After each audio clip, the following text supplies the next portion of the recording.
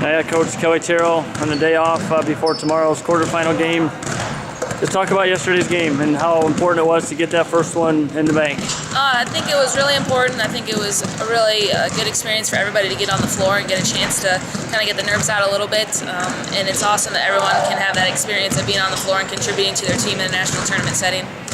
And now you get a day off. I guess what's the plan for the day? Let them sleep in a little bit already today, and then they're down the bus, and we're here to practice for about an hour. Then we'll go catch the end of the game that starts at 11.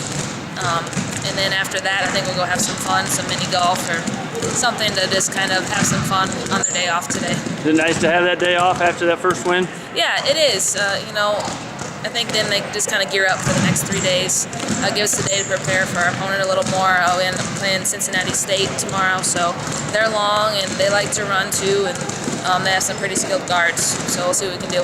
And you've probably seen them a couple times. Did you see them at all at the Illinois Central Tournament? Yeah, they played Kirkwood, Illinois Central Tournament. They lost to them in the first round out there. So I think Coach Todd saw that game. I didn't see that one.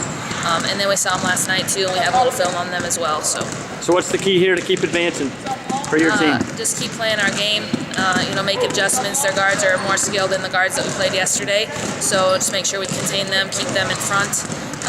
And then they have a pretty strong post player too, who just works very hard, so just keep her under control. And obviously, as the tournament goes on, the teams are just going to keep getting tougher. Yeah, and the girls know that. We talked about that last night after the game. It could have been a more perfect opening game for us as far as getting that experience and getting our toes wet, but they know that the competition is just going to get tougher and tougher.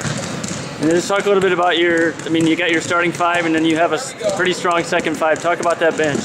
Yeah, the bench. We've been talking about it all year. They keep coming in. They keep giving us, just a second line of defense, I guess you could call them.